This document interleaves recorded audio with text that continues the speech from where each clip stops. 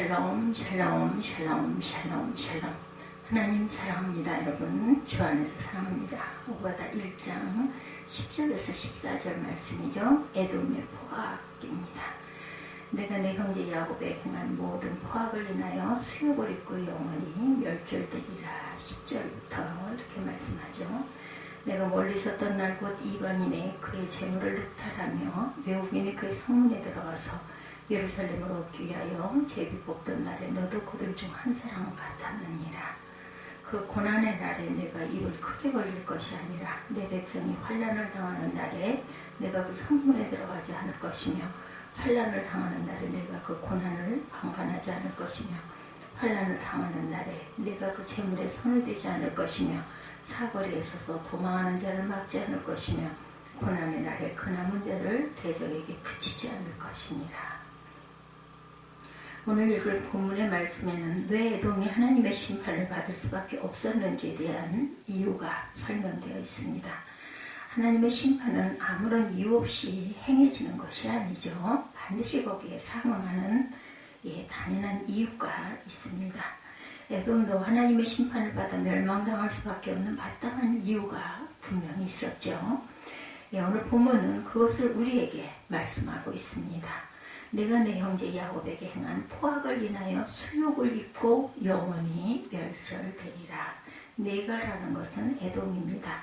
내 형제 야곱에게 라고 말합니다.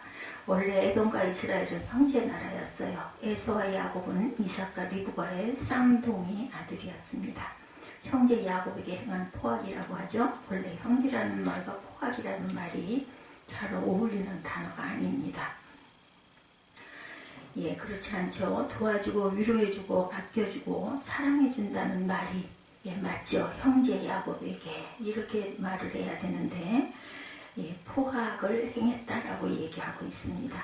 포악이라는 단어는 수욕을 입고라고 하죠. 형제를 도와주지 않고 형제를 짓밟고 못살게 굴고 괴롭혔다라는 거죠.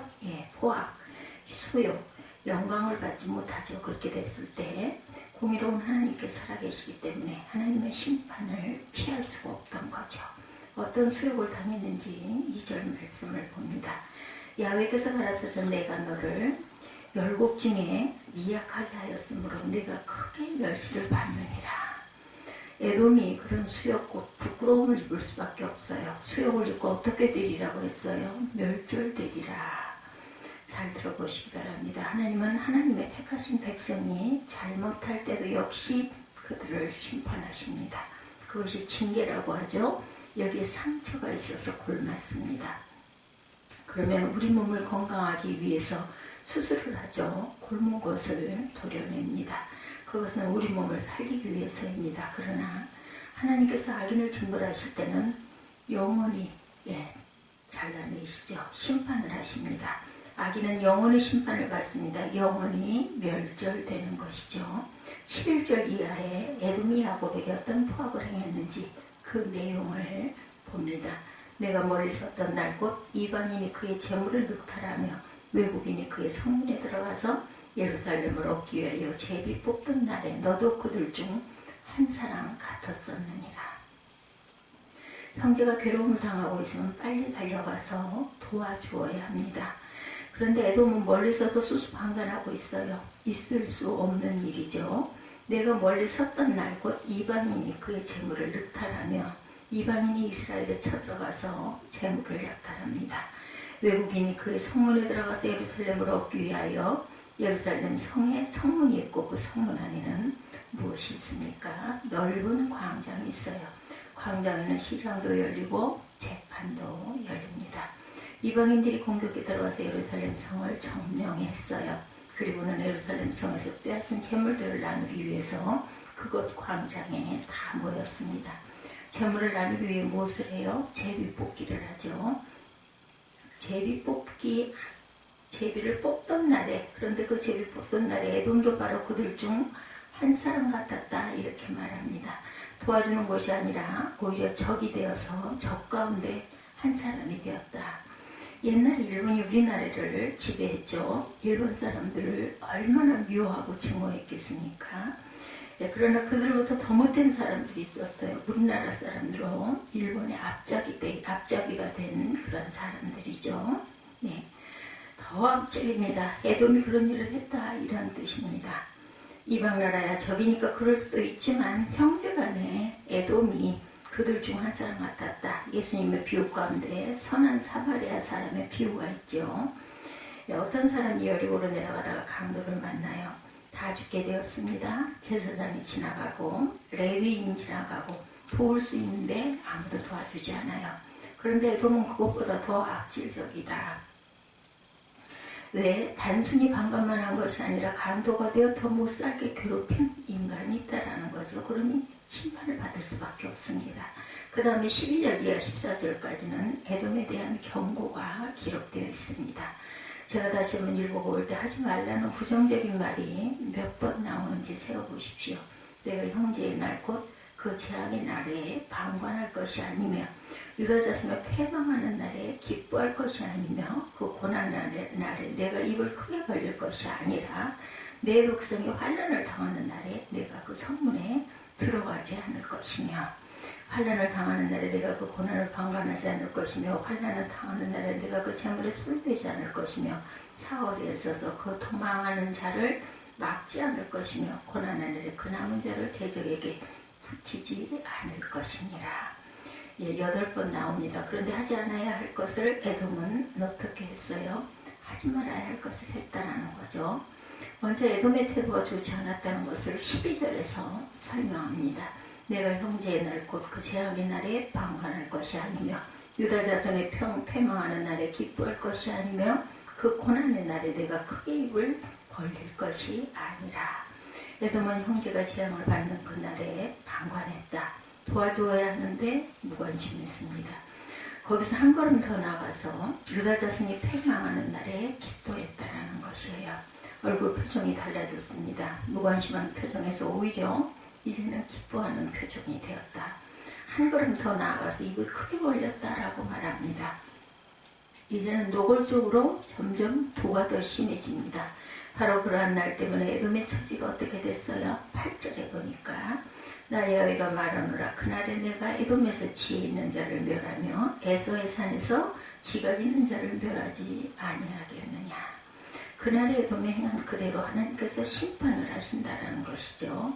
13절부터 이제는 단순히 태도의 문제가 있는 것이 아니라 그것이 행동으로 나타나고 있습니다. 내 백성이 환난을 당하는 날에 내가 그 성문에 들어가지 않을 것이며 환난을 당하는 날에 내가 그 고난을 방관하지 않을 것이며 환난을 당하는 날에 내가 그 재물을 손대지 않을 것이며 이제는 단순히 마음가짐의 문제가 아닙니다. 내가 그 성문에 들어가지 않을 것이며 성문에 들어갔어요. 행동을 하죠. 무엇하러 들어갔어요? 도와주러 들어가는 것이 아니라 자기 실속을 차리기 위해서 들어가는 것이죠. 그 다음에 한 걸음 더 나아가 환난을 당하는 날에 내가 그 고난을 방관하지 않을 것이며 라고 했습니다.